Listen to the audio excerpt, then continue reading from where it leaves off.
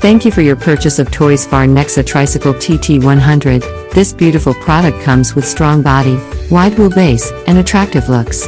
This beautiful product can be assembled in some simple steps by using these parts. You will also need a piler and a screwdriver to assemble. Step 1. Take the main body and place rear wheels to the main body with the help of axle pin on both sides.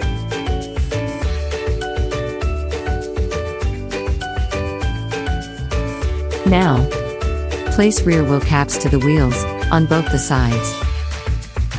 It's time to insert front fork complete a main body to be able to place handle. Now place handle to the fork with a lep of lock button.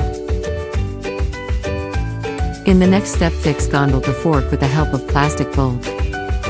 In the last step, place seat to main body. Fix seat to the main body with the help of provided butterfly nuts. Your beautiful Toysphere Nexa cycle is now ready to use.